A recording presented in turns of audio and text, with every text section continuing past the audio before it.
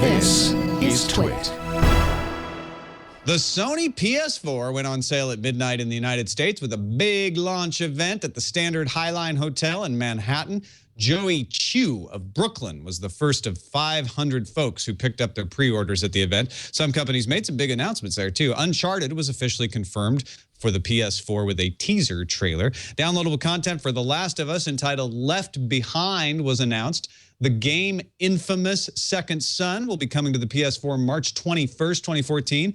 Metal Gear Solid 5 Ground Zero will get a special Deja Vu mission, and Bungie's Destiny beta will come first to the PS3 and the PS4. New Federal Communications Commission Chairman Tom Wheeler has asked the CTIA Wireless Association to step it up when it comes to unlocking phones for consumers. It became illegal for consumers to unlock phones on their own earlier this year because of a ruling by the Librarian of Congress. That's the one responsible for handing out exemptions to the Digital Millennium Copyright Act. Wheeler said in his confirmation hearing in June that he wants to end the ban, and under his proposal, carriers would have to unlock phones only after the consumer's contract is up. Bloomberg reports that Samsung will introduce a Galaxy smartphone with a 3-sided display next year. The device would use a new version of Samsung's flexible OLED technology called UM. Bloomberg sources aren't sure which Galaxy phone will have the 3 displays, saying it could be the S or the Note or maybe a whole new line altogether.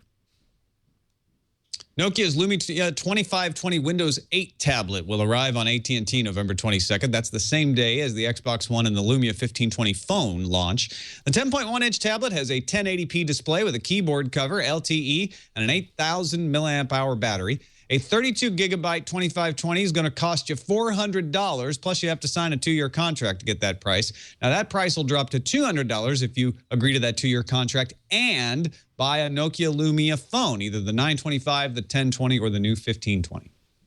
BBM was downloaded more than 10 million times in its first 24 hours. Pretty popular. And now BlackBerry has made its iOS app, iPod, and iPad compatible as well for anybody running iOS 6 or higher. The company also pushed out some bug fixes for high battery drainage on the Android app and missing contact names in the iOS app. Budget-conscious Chrome OS users, listen up. Acer just released a $199 Chromebook that is pretty much identical to the $249 C720. Now, this new model is called the C720 2848. It's powered by an Intel Haswell processor, has an 11.6-inch display, and 16 gigabytes of internal storage. So how is it lower in cost? It's got 2 gigabytes of RAM compared to the 4 gigabyte of RAM in the other model. The new Acer Chromebook is on sale starting today at Amazon and Best Buy. Apple's been struggling with its checkout system at several Apple retail stores. TechCrunch reports sporadic outages yesterday, requiring the stores to pull out good old-fashioned mechanical credit card machines and gasp, pen and paper.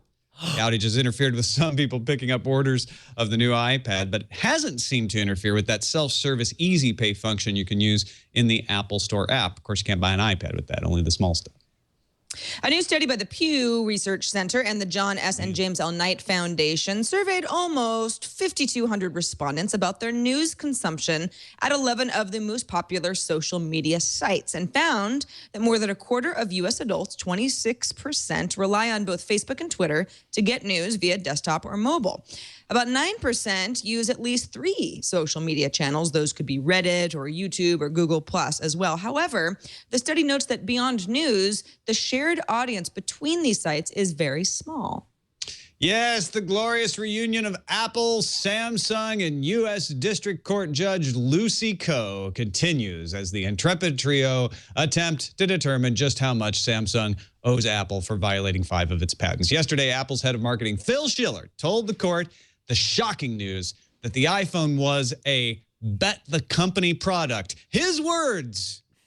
In opening arguments Wednesday, Apple had asked for an additional $380 million, while Samsung maintained $52 million was more than enough to add to the $600 million it must already pay. The amounts are based on estimates of lost profits and royalties. I don't know how to follow that up.